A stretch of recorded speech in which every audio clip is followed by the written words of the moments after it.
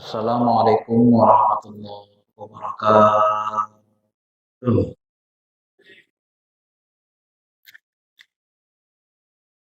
Alhamdulillahi rabbil alamin wa bihi nasta'in ala umuri dunya waddin. Allahumma shalli ala habibina syafi'ina Muhammadin wa ala alihi wa sahbihi ajma'in. Bapak Ibu, sebelum kita mulai mari kita baca Fatihah. Mudah-mudahan dilapangkan Allah dari kita, diberikan kita kepahaman, ilmu yang bermanfaat, dibukakan pintu ma'rifat kita, dikenalkan kita dengan Allah, kenalkan kepada asma afal sifatnya, mudah kita memahami keberadaan Allah Subhanahu wa taala sehingga iman kita semakin kuat dan semakin mantap, dan mudah-mudahan nanti kita dikumpulkan bersama Nabi dan sahabat, guru-guru kita yang soleh, keluarga kita yang soleh dan solehah. Al-Fatihah. A'udzu billahi minasyaitonir rajim. Bismillahirrahmanirrahim. Iyyaka na'budu wa iyyaka nasta'in.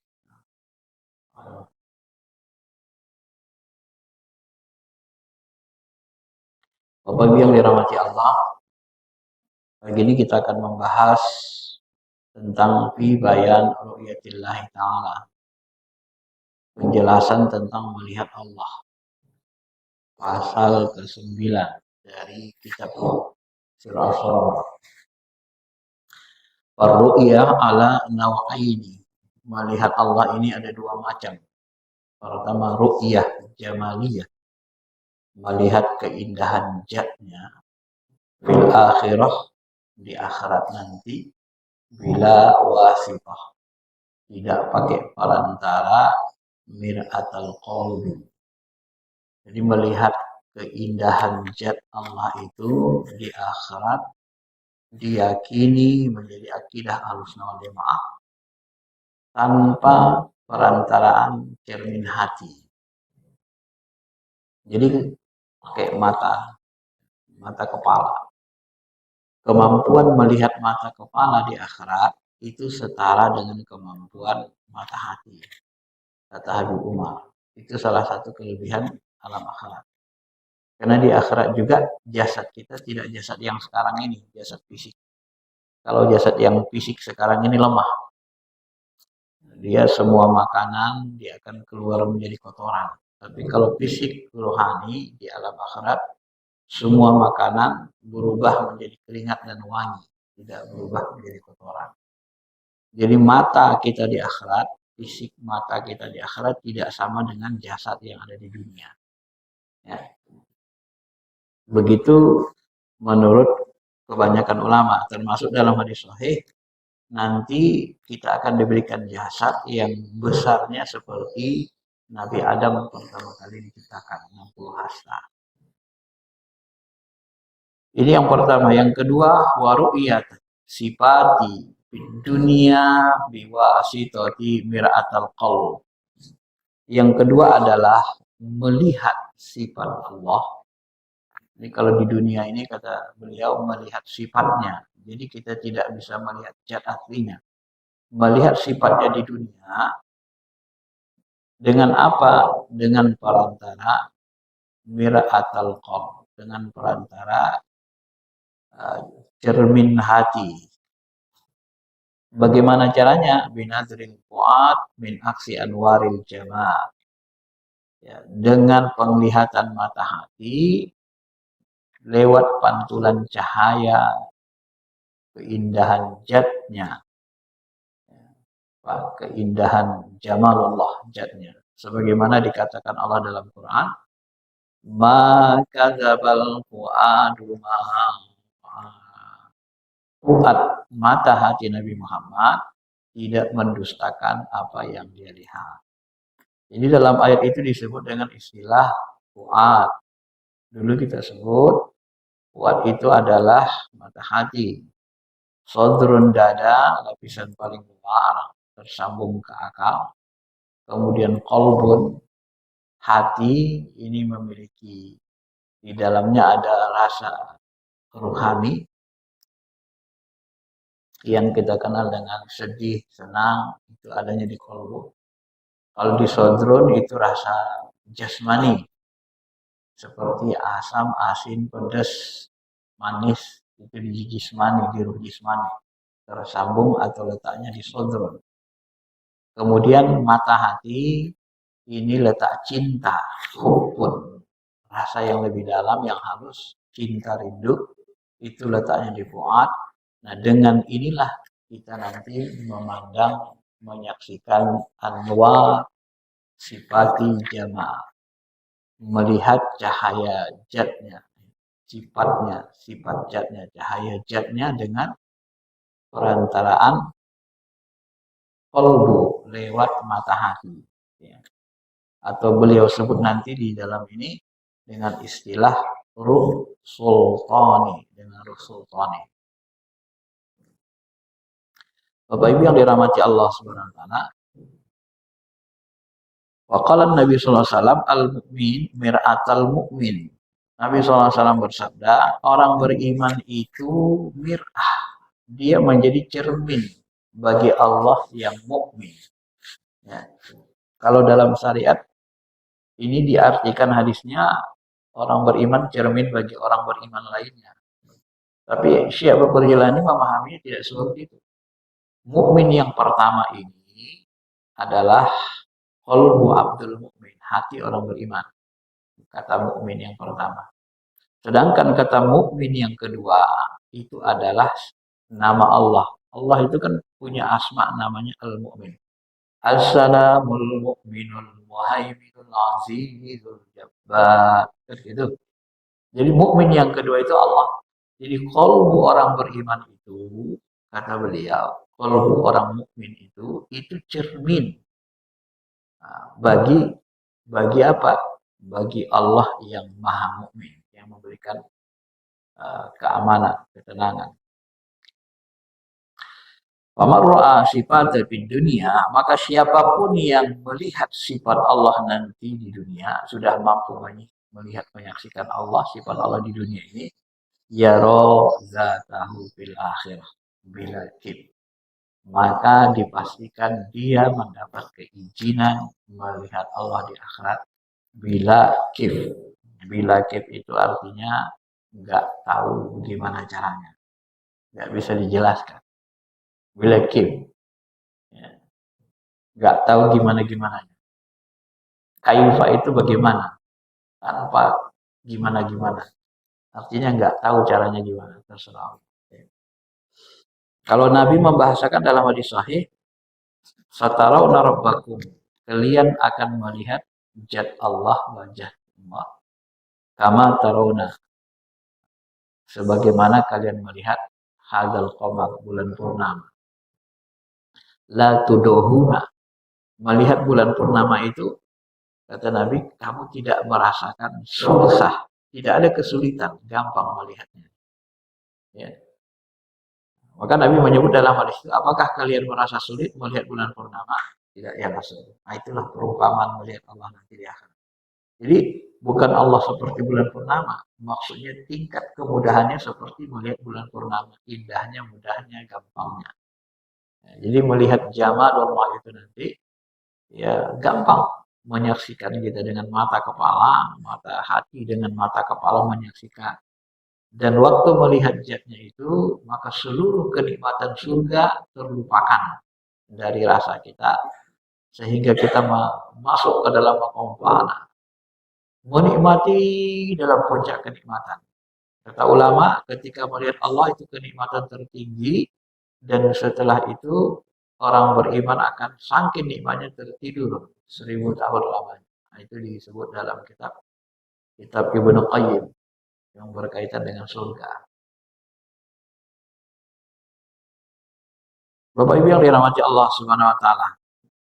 Karena ulama sepakat tidak ada kenikmatan yang paling tinggi, yang paling sempurna kecuali melihat zatnya, melihat keindahan zatnya. Karena itulah Bapak Ibu, kalau Bapak Ibu mencari kata lazat, lezat dalam hadis, itu paling susah ditemukan. Nah, salah satu kata lezat itu diungkapkan Nabi SAW ketika Nabi meminta, Allahumma inni as'aluka lazzat binajuri wajhikal karim. Ya Allah, aku mohon kepadamu, berikanlah aku kelezatan melihat wajahmu yang mulia. Jadi kata-kata lezat itu jarang muncul dalam hadis. Nah, kita temukan salah satu kata lezat itu disebut Nabi ketika melihat wajah Allah yang maha mulia. Lezat ila nawri wajhikal karim. Kelezatan melihat wajah zatnya yang maha mulia. Bapak Ibu yang dirahmati Allah, ada sebagian ulama mengumpamakan melihat wanita yang begitu cantik sekali saja kita sudah terpana. Ya, itu menunjukkan bahwa uh, melihat ciptaannya yang indah saja kita sudah bisa terpana, nggak melek. Ya Allah, cantiknya ini kan begitu. Bagaimana yang kalau kita lihat itu adalah penciptanya, maka dia lebih lebih terpana lagi kita. Sedangkan Nabi Yusuf saja, wanita-wanita di zaman Nabi Yusuf itu terpana sampai mereka potong-potong jarinya kan. Mereka nggak sadar jarinya sudah putus semua. Melihat apa? Ketampanan Nabi Yusuf. Nah, bagaimana kalau mereka diperlihatkan dengan wajah jat pencipta Nabi Yusuf? Maka lebih tidak bisa lagi menahan diri. Ya, maka orang yang sudah ma'rifat itu selalu mengalami kerinduan yang tidak berkesudahan. Orang yang sudah dinampakkan jamal, keindahan nurjatnya saja selalu mengalami kerinduan. Kenapa? Karena ingin untuk menyaksikan itu selalu. Kerinduan yang tidak berhenti. Nah, itulah ilmu tasawuf itu. Ilmu tasawuf itu puncaknya nanti kita dan rindu. Ma'rifat itu. Karena kita sudah melihat, diperlihatkan. Nur jatnya, nur jamaliyahnya. Cahaya, keindahan jatnya. Belum jat aslinya, tapi masih cahayanya, kata beliau. Ma'asyiral muslimin, Bapak Ibu yang dirahmati Allah. Maka ketika Nabi SAW Islam, nah, ada satu hadis sahih ketika ditanya seorang sahabat, ya, Abu Dzar, ya Rasulullah, apakah engkau melihat zat Allah waktu Islam? Kata Abu Dzar, kata Rasulullah, ya Rasulullah, annahu ra'a nur. Aku melihat cahaya. Cahaya yang dilihat Nabi itu adalah cahaya zatnya. Ya, aku melihat cahaya. Itu dalam hadis sahih. Walaupun nanti Ibnu Abbas mengatakan waktu Isra Mi'raj itu Allah juga menampakkan zat aslinya kepada Nabi yang oleh Ibnu Abbas disebut dengan ini tadi, maka zabal fuadu ma'a. Nabi Muhammad itu tidak mendustakan apa yang dia lihat. Apa yang dia lihat zat Allah. Indah sidratil muntaha. Dia lihat. Ibnu Abbas, Abu Hurairah itu termasuk sahabat besar yang berpendapat meyakini Rasulullah melihat zatnya. Ya, melihat zatnya. Sebagian mursyid kita mengatakan, ya, mereka yakin zat Allah itu bisa dilihat kalau Allah memperlihatkan dirinya. Ya. Kalau kita bicara makom zat ini sangat halus. Zat Allah itu bagaimana? Dia nggak ada bentuknya. Salah satu hadis yang berbicara tentang zat Allah adalah ketika Nabi ditanya, Ya Rasulullah, aina Allah? Qabla khalaqa kulli syai. Di mana Allah sebelum dia menciptakan segala sesuatu. Ini hadis riwayat Ahmad. Lalu Nabi menjawab, di ama. Allah itu di ama.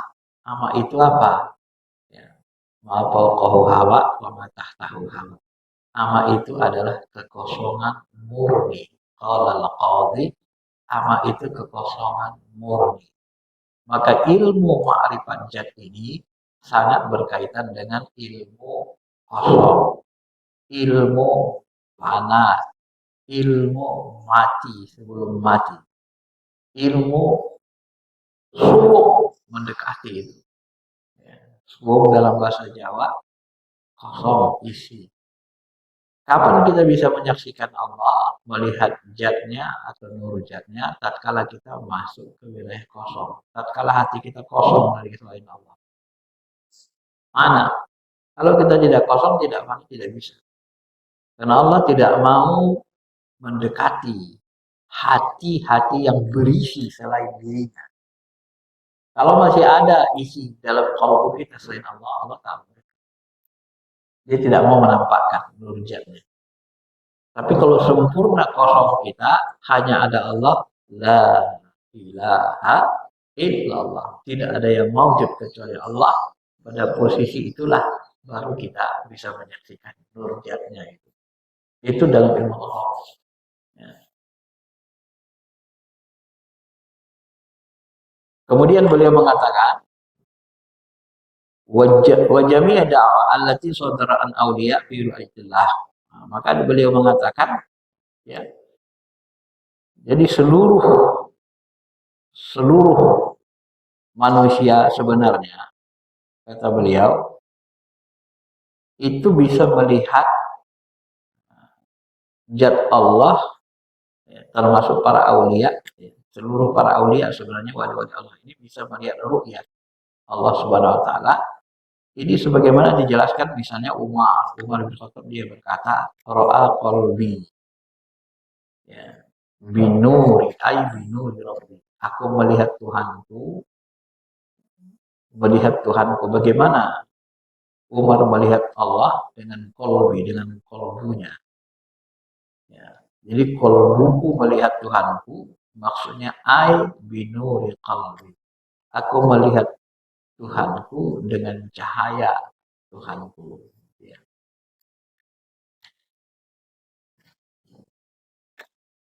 Sama dengan Imam Ali. Ketika ditanya, ya Ali, apakah engkau melihat Allah ketika engkau menyembahnya? Maka kata Ali, la a'bud rabban lam ara. Aku tidak pernah menyembah Tuhan yang tak kulihat. Nah, di sini kan disebut kata ro'a itu lebih cenderung melihat dengan mata hati, melihat dengan roh. Jadi melihat Allah itu dengan mata hati, kebuka dulu mata hati, maka dia harus dibersihkan, ya, dibersihkan. Kalau nggak bersih, nggak bisa nembus. Maka ilmu tasawuf ini disebut tasawuf karena dia ilmu bersih hati, sopa. Ya, harus dibersihkan hati kita. Bapak Ibu yang dirahmati Allah Subhanahu wa taala. Kemudian beliau mengatakan, bagaimana perumpamaan kita melihat nur zat Allah itu? Kama anna mar'a syi'a syams min mishkat wa nahwaha sihala fayaqula ra'aitu syamsa ala sabil at-tawassuq. Maksudnya begini. Perumpamaan melihat cahaya zat Allah itu adalah seperti, kata beliau, orang melihat ini nanti matahari terbit.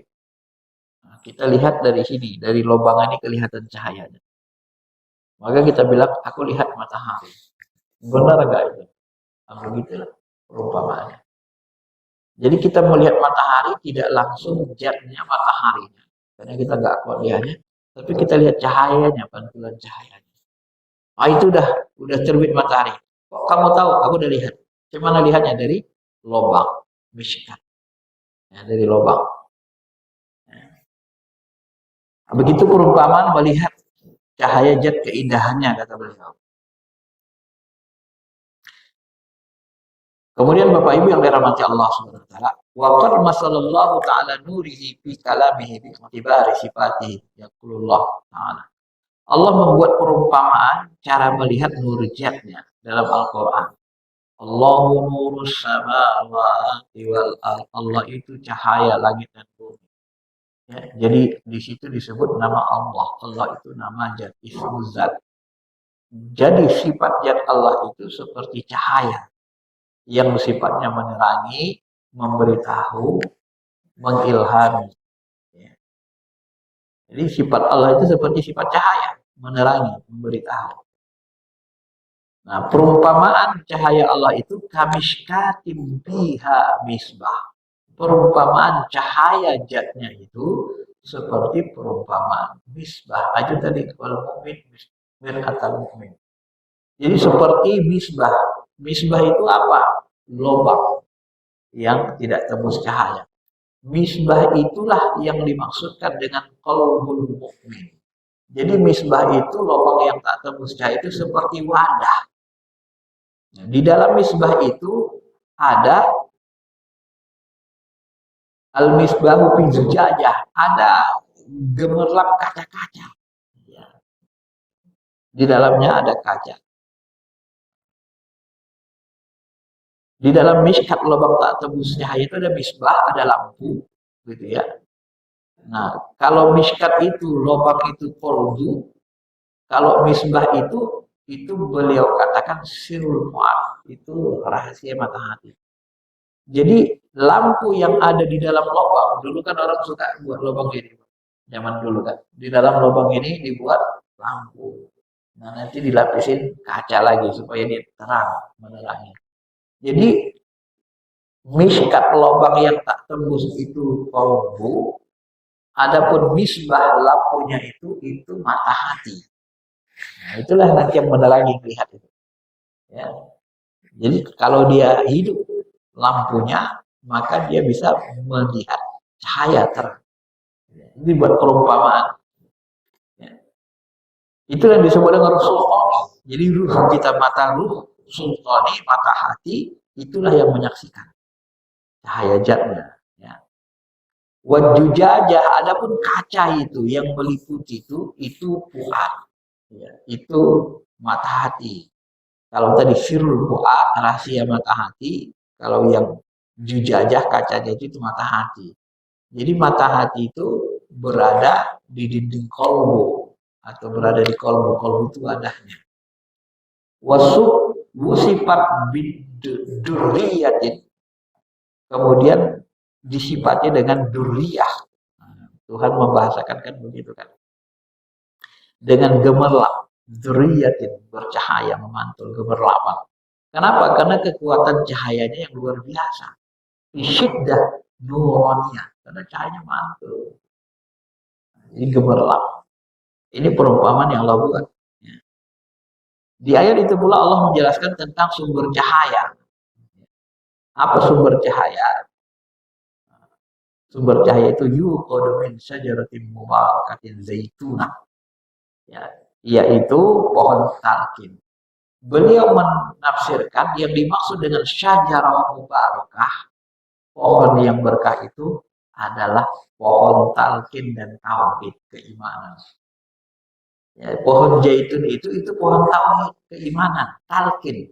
Asyhadu alla ilaha illallah. Jadi tauhid kita itu talqin itu dan keyakinan kita kepada la ilaha illallah itulah sumbernya. Ya. Nah, maka dalam tarikat itu kan kalau kita sudah bayat ditalkin oleh mursyid itu dihidupkan talkinnya kan itu sumber energi, sumber cahaya. Ketika dia dihidupkan dia percaya, mengalami rasa rindu, rasa cinta, itu akan memantul lebih terang cahayanya. Ya, yang keluar dari lisan kudusi tanpa perantara. Nah, rasa bertuhan yang ada di dalam kalbu kita dihidupkan dengan talqin, ya, itulah nanti ya, yang mampu keluar yang dimaksud dengan lisan qalb kudusi tanpa perantara, itulah mampu nanti menghasilkan cahaya dan dialah nanti yang menghidupkan cahaya di lampu, kemudian menerangi cahaya di jujat, di kaca, dan dia bisa menyaksikan Allah Subhanahu wa taala. Jadi boleh merinci gitu kan. Halus kajinya, dirinci seperti itu. Itu perumpamaan bagaimana kita bisa memandang nurjat Allah itu dengan cermin qalbu, dengan mata hati atau mata ruh sultani. Ruh sultan itu Bapak Ibu kemarin kita sebut itu adalah lapis ketiga ini, mata hati. Bukan ruh jismani. Kalau ruh jismani tersambung ke mata kepala. Ya. Kalau ruh ruhani itu tersambung ke rasa sedih, rasa senang. Itu ruh ruhani. Kalau yang di sini itu rasa cinta, rindu. Jadi di balik rasa cinta, rasa bertuhan itu yang bisa mengantarkan kita kepada wilayah terdekat dengan zat, cinta dan rindu ke Allah. Ya. Maka orang yang sudah ma'rifat pasti dia akan cinta dan rindu ke Allah. kata Imam Al-Ghazali. Begitu juga kata ulama-ulama ahli sufi. Nah, ini diperumpamakan katanya seperti Nabi SAW yang beliau itu menerima Quran dari Allah secara utuh. Dalam pemahaman ulama-ulama sufi besar, Nabi Muhammad SAW menerima Quran itu utuh seluruhnya sebenarnya 30 juz langsung ke kolomnya. Ya. Jadi Jibril ngapain? Jibril datang, mengeluarkan lagi, suruh baca ulang. Gitu ya. Makanya nanti kadang-kadang Nabi lebih dulu baca Quran, dibaca Nabi. Jibril belum baca, Nabi sudah baca. Nah, itu ciri, itu bukti bahwa Nabi sudah hafal dulu. Quran itu sudah ada dulu dalam kolomnya. Makanya kadang-kadang dia nanti Nabi SAW itu belum lagi dibaca Jibril, sudah dibaca Nabi. Sampai turun ayat Quran, apa kata Allah Subhanahu Wa Taala? Muhammad, jangan engkau mendahului kami. Maksudnya jangan dahului kami membacanya. Jangan dahului Jibril. Ya, wala ta'jal bil Qur'an min qabli an yumdo ilaik. Jangan kau buru-buru baca Quran, jangan dahului kami sebelum kami selesai membacanya.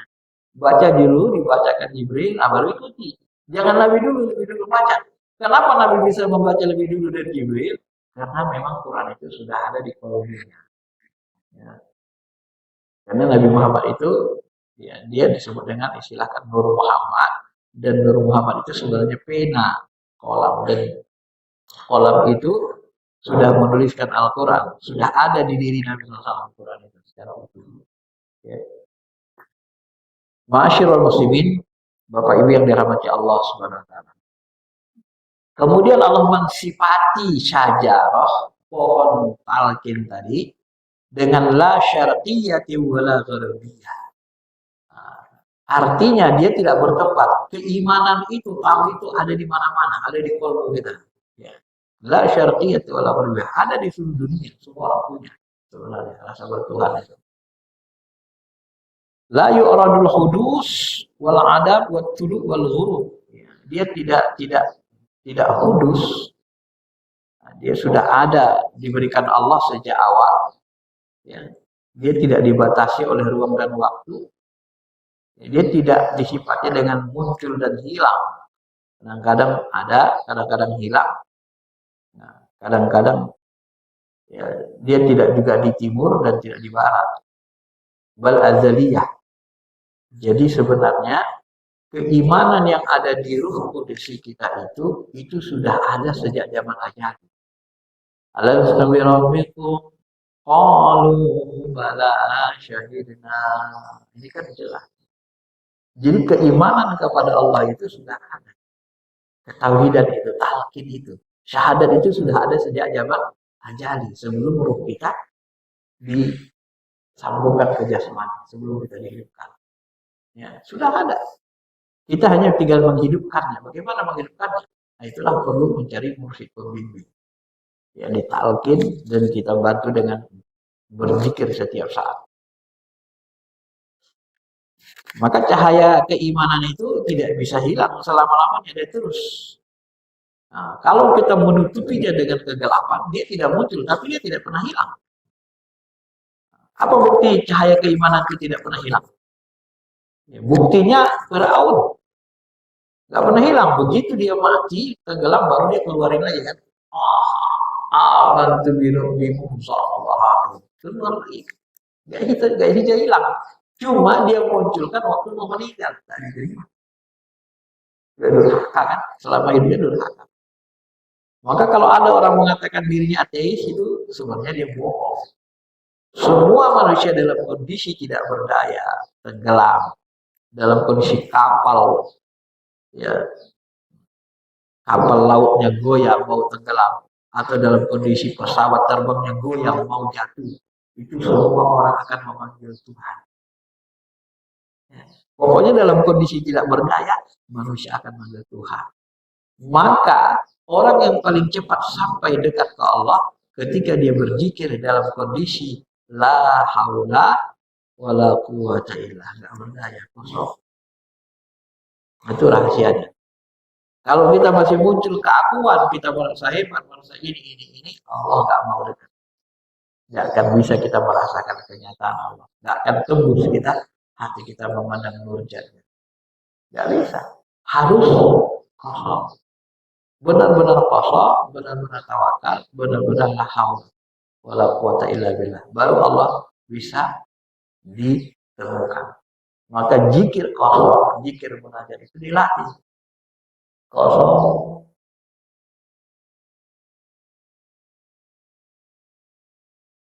Zikir semedi. Itu yang dilakukan Nabi. Semedi di Gua Hira 3,5 tahun.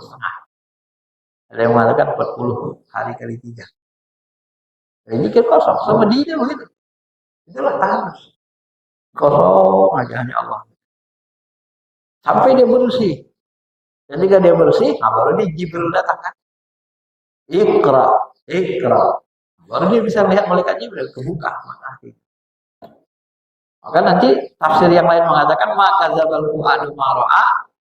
Muhammad tidak mendustakan apa yang dia lihat. Sebagian ulama tafsir mengatakan dia melihat Jibril. Tadi mengatakan dia melihat nur zat Allah. Ibnu Abbas, sebagian ulama sahabat mengatakan dia melihat Jibril. Nah, melihat Jibril pakai mata hati. Kapan mata hati Nabi kebuka? Setelah Nabi tahatus 3,5 tahun di Gua Hira. Baru kebuka lagi. Setelah kebuka, baru dia bisa lihat Jibril. Itulah rahasianya. Kenapa para wali juga bisa melihat sebahagian malaikat. Melihat yang gaib. Karena mereka dibukakan Allah kan. Kenapa kebuka? Karena mereka memandang dengan pandangan Allah. Kenapa mereka bisa memandang dengan pandangan Allah? Karena mereka terus menerus mendekatkan diri kepada Allah. Sampai ya muncul rasa cinta dan mereka pun fana. Sehingga kujadikan dia memandang dengan mataku, mendengar dengan telingaku, berjalan dengan kakiku. Itu ilmu tasawufnya begitu. Nah, kalau kita tidak fana, tidak bisa kosong, Allah tidak mau mengisi diri kita. Ramaita itu ramaita walakin Allah ramah. Bukan engkau yang memanah, akulah yang memanah. Bukan engkau yang membunuh, kalian membunuh. Sahabat akulah membunuh. Walam taqtuluhu walakin Allah qatalahu. Bukan kalian yang membunuh, aku yang membunuh kafir itu. Kata Allah. Kapan itu terjadi? Sahabat itu fana. Mereka dengan keyakinan, kecintaan kepada Allah fana. Mereka perang dengan kondisi fana. Kondisi la haula berserah diri kepada Allah penuh penyerahan diri mereka. Dalam posisi itu mereka tidak bisa dikalahkan. Ada di antara mereka yang meninggal disyahidkan Allah, lalu diajak dialog langsung oleh Allah. Dalam hadis tentang perang Badar disebut sahabat-sahabat yang wafat di perang Badar itu langsung diajak dialog oleh Allah secara rohani. Saking dekatnya. Maka sahabat perang Badar itu semuanya adalah wali-wali Allah. Karena mereka sudah mampu masuk ke makom fana. Ya. Ma'asyiral muslimin, Bapak Ibu yang dirahmati Allah Subhanahu wa taala.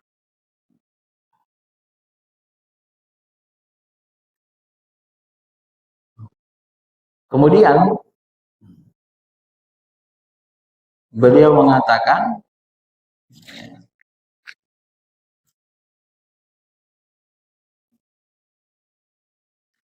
begitu pula dengan sifat-sifat Allah, karena termasuk pantulan dari tajalliyah yang selalu ada bersama zatnya.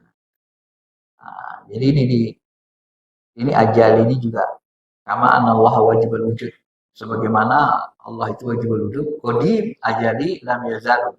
Allah itu tidak pernah sirna, selalu abadi. Begitu juga sifat-sifatnya ya. Maka sifatihi ta'ala. Jadi Allah itu zatnya itu memiliki nur zat. Nur zat itu sifatnya, cahaya zatnya itu pun abadi. Di dalam bahasa lain, ini ruang kosong ini, Bapak Ibu, ini ruang kosong. Ini ruang kosong ini adalah sifat Allah. Ruang kosong ini kalau dibakar, dia tidak terbakar. Kalau disiram, dia tidak basah. Maka ketika Nabi ditanya, di mana zat Allah sebelum dia menciptakan segalanya? Di kekosongan murni. Di ruang kosong, di kekosongan murni. Jadi ruang kosong ini sifatnya, bersandar kepada zatnya. Di balik ruang kosong ini ada kekosongan murni. Jadi kalau bahasa ininya, ruang kosong ini adalah sifat zat, di balik ruang kosong ini ada zatnya, ya, yang tidak ada bentuk, tidak ada rupa, tidak ada warna. Zatnya meliputi muhitu bikulli, meliputi segalanya. Itu dalam ilmu mendekati zat. Maka sebagian mursyid kita ada juga mengatakan, ya, Allah itu di mana? Mana zat Allah itu? Nah, ini kan kalau bertanya gini kan udah tinggi banget kan. Tapi zat namanya. Zat Allah itu mana? Ruang kosong ini sifatnya. Zatnya, nah, sebagian mereka mengatakan zatnya itu yang kosong itu, yang nggak kelihatan itu yang kosong. Ya. Karena di kekosongan murni, Nabi mengatakan di kekosongan murni, maka ilmu kosong itu, ilmu fana itu adalah ilmu inti spiritual tasawuf yang paling tinggi. Kita itu melebur kepada yang kosong.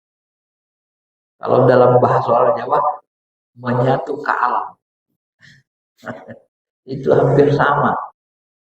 Saya menduga ilmu sabda Palon, dia kan berkelahi dengan Syekh Subakir 40 hari 40 malam dalam cerita tanah Jawa. Kenapa Syekh Subakir wali besar tidak bisa mengalahkan sabda Palon? Kan aneh nih. Aneh kan?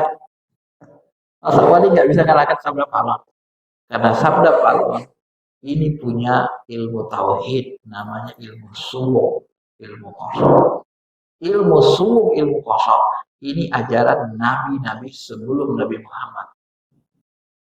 Ajaran para nabi. Sebelum Nabi Muhammad diutus ke tanah Jawa, sebelum Nabi Muhammad diutus, kita menduga kuat nabi-nabi sudah ada turun di tanah Jawa yang mengajarkan ilmu sumuk ini. Cuman tidak ada sholat, tidak ada puasa. Karena sholat dan puasa ini adanya di syariat Nabi Muhammad SAW. Kalau zaman dulu puasanya beda, sholatnya beda. Nah, namanya agama tauhid. Dugaan kuat kita begitu. Maka sabda Palon itu sebenarnya bukan hidup Buddha ya. Dia pengamal suruh. Nah, ibaratnya ilmu tauhid kejawen yang benarnya, yang zaman dulu, yang berasal dari Nabi. Cuma kelamaan kan terjadi distorsi biasanya. Sama dengan tauhid Nabi Isa mengalami distorsi oleh orang Nasrani. Menjadi bercampur dengan kesesatan. Maka kalau yang aslinya ya sama, mirip semua, kosong isi, kosong isi, kosong. Maka nanti seluruh alam ini apabila hancur, wal ardu muddat, ketika bumi digoncangkan, wa alqat ma fiha, maka bumi ini dihancurkan oleh Allah, wa takhallaq, dan dia menjadi kosong. Kenapa? Karena benda-benda ini kalau sudah hancur kembali ke ruang kosong. Innalillah wa inna ilaihi raji'un. Itu ilmu mendekati zat. Ini tidak kita dapat kecuali kita belajar ilmu malaikat yang mendalam. Kalau dalam ilmu tauhid biasa nggak ada ilmu dapat kita. Karena ilmu mereka nggak sampai ke sini, nggak sampai ke makam mendekati zat. Saya sendiri mendapatkan ini setelah lebih dari 10 tahun mencari, belajar. Baru bisa sampai kepada pemahaman. Ternyata hadisnya ada semua. Ayat Qurannya ada. Tapi kita tidak temukan di kitab tauhid biasa. Ya. Bapak Ibu yang dirahmati Allah Subhanahu wa taala. Nah, kemudian kita lanjutkan lagi penjelasan beliau. Oleh sebab itu kata beliau, seorang hamba, seorang mukmin ini harusnya mereka ini menyingkap tabir hawa nafsunya dari kolbunya agar kemudian kolbu itu hidup sehingga bisa menerima cahaya-cahaya ilahiyah, ya, bisa menerima cahaya-cahaya ilahiyah, di mana akhirnya dari miskat itu ruhnya dapat menyaksikan sifat-sifat Allah. Jadi dia dibersihkan dihilangkanlah keinginan hawa nafsu. Selama kita berkeinginan, selama itu Allah tidak akan dekat sama kita. Maka dikosongkan diri kita dari keinginan, bersihkan dengan zikir, sehingga nanti ruh kita itu, ruh sultani, bisa menyaksikan cahaya zatnya. Ya. Kalau sederhananya Pak Bu, nanti Bapak Ibu, ketika Bapak Ibu memandang pakai mata hati khusyuk sholat, ini nanti alam ini akan Bapak Ibu lihat terang seperti cahaya. Nah itu sudah mulai kebuka, terang dia seperti cahaya. Awal berjalan, terang dia seperti cahaya. Nah, tapi mandangnya pakai mata hati. Nah, itu sudah masuk, sebagian ulama nyebut sudah masuk maqam Nur Muhammad. Nah, itulah dia. Terus sampai kita masuk ke wilayah bening. Nah, wilayah bening itu itulah nanti mendekati kekosongan murni, mendekati zat namanya. Ya. Maka tujuan kita di dunia ini, kata beliau, sebenarnya adalah untuk menyingkap ini rahasia ketuhanan ini, ya. Dengan membuang hawa nafsu, hijab hawa nafsu, hijab diri kita. Supaya apa? Payusyahidur ruh, supaya ruh kita itu bisa menyaksikan al-mishkat sifatul haq, ya, bisa menyaksikan lewat mishkat tadi, lewat qalbu tadi, sifat zat Allah, menyaksikan nur zatnya. Ma'ana maksud min khalqil alam kasyfu. Ya. Zalika kadzul makhfi. Inilah yang disebut di dalam hadis kursi. Apa hadis kursinya? Kuntu kandan makhfiyun. Aku adalah zat yang tersembunyi. Ya, uridu an aku ingin dikenal. Maka pakholak tuh, maka kuciptakanlah makhluk. Jadi salah satu tujuan kita hidup ini adalah untuk ma'rifat, membongkar ketersembunyian Allah Ta'ala, mengenalkan Allah Ta'ala kepada hamba-hamba dan manusia. Aku adalah perbendaharaan tersembunyi. Aku ingin dikenal, maka kuciptakanlah manusia, kuciptakanlah makhluk. Kalau tidak ada makhluk, siapa yang mengenali Allah? Coba. Kalau nggak ada ciptaan, nggak ada makhluk, yang mengenali Allah siapa? Nggak ada. Jadi kenapa dia ciptakan kita? Kenapa dia ciptakan makhluk? Supaya ada yang mengenalinya. Maka bongkarlah ini, kenalkanlah Allah kepada manusia. Maka disebutlah Syekh Abdul Qadir ini dengan istilah Nasirul A'zam, penolong agung. Kenapa disebut penolong agung? Karena dia membongkar rahasia ketuhanan untuk dikenalkan kepada umat manusia, kepada orang-orang beriman. Maka dapat gelar dia Nasirul A'zam, penolong yang agung. Itu gelar beliau. Dibongkar ini Mbak, rahasia lebih rinci. Ya.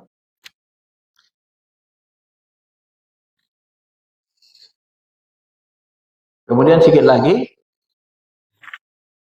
wa amma ru'yati zatillahi ta'ala. Nah, di sini disebut ada yang lagi, wala 'alal murad min qouli Nabi sallallahu alaihi wasallam. Wa amma ru'yati zatillahi ta'ala fil akhirah. Adapun nanti melihat Allah di akhirat tanpa perantaraan dinding kolbu, langsung dengan mata kepala dengan ruh juga.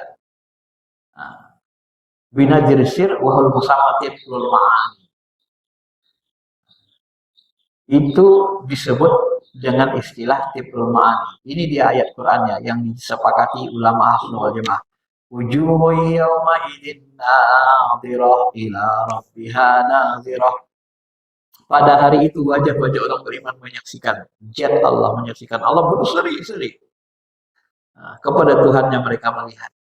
Ayat ini dalil dalam akidah Asy'ari Ahlul wal Jamaah bahwa Allah itu disepakati bisa dilihat natijatnya di hari akhirat. Ini dilihat dengan apa? Dengan, kalau beliau menyebut dengan istilah sini kan, ya, melihat zat Allah itu di akhirat tanpa perantara cermin kolbu, dengan pandangan sir yang disebut dengan tiplul ma'ani. Jadi kita ini punya ruh suci Pak. Tiplul ma'ani, ruh suci itu, itulah nanti yang langsung melihat zatnya dengan bantuan itu. Maka kita bisa melihat zatnya. Karena dia termasuk yang paling dekat dengan Allah. Dia bahagian dari sifat. Wa nafakhtu bihi min ruhi, aku tiupkan dari ruhku. Itu langsung Allah yang tiupkan. Begitu Allah meniupkan ruh ke dalam diri kita, itu menandakan bahwa Allah dan ruh kita itu tidak ada perantara, tidak ada jarak. Karena sifat ruh kita itu bagian dari sifatnya. Ya. Beliau menjelaskan lebih dalam lagi, wala'allal murad min qouli Nabi sallallahu alaihi wasallam, ra'aitu rabbi ala suratin syabbin amrad. Aku melihat Tuhanku dalam bentuk pemuda yang sangat tampan. Nah, kata Ibnu Taimiyah, ini hadisnya sahih, sanad dan isinya. Oleh sebahagian orang yang tak bisa memahami hadis ini, dikatakan ini hadisnya lemah. Maknanya lemah, dan Ibnu Taimiyah dituduh menjadi mujassimah gara-gara hadis ini. Kenapa? Karena dia menganggap ini sahih dan Allah itu seperti pemuda yang sangat tampan. Nah, Syekh ini dijelaskan. Jadi yang dimaksud Tiplul Ma'ani itu adalah aku melihat Tuhanku dalam bentuk pemuda yang sangat tampan. Maksudnya apa? Tiplul Ma'ani, bayi maknawi.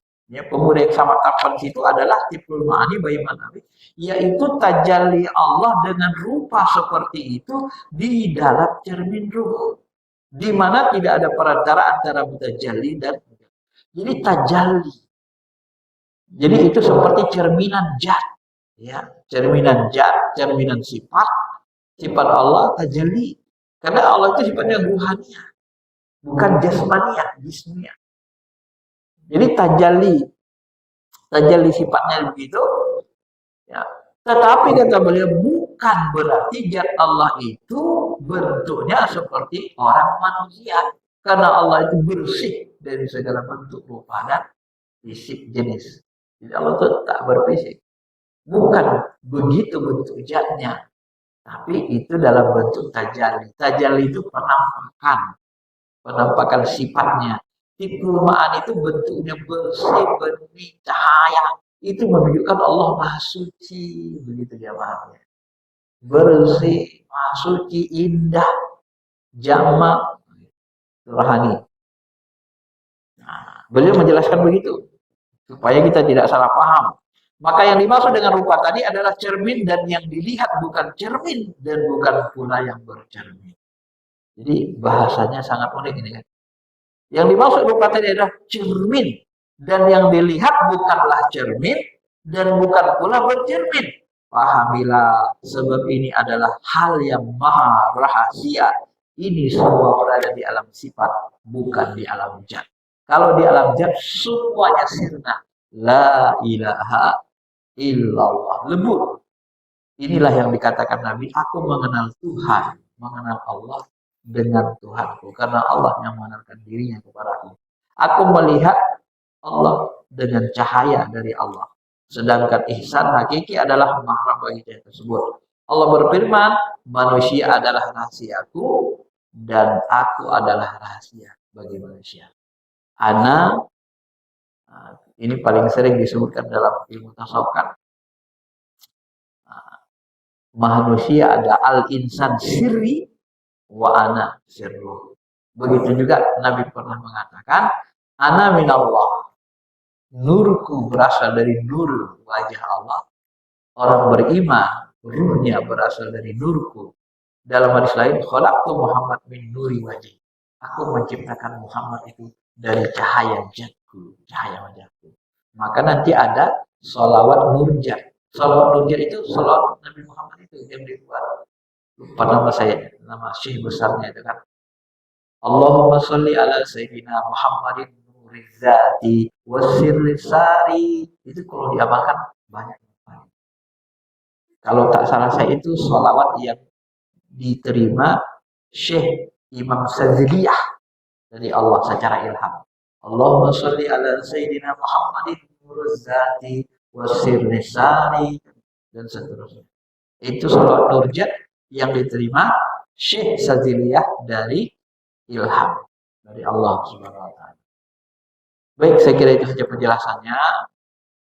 Rasanya sudah ini ilmunya ya, kalau ilmu tasawuf kayak gitulah Pak, akan dalam, dia akan halus.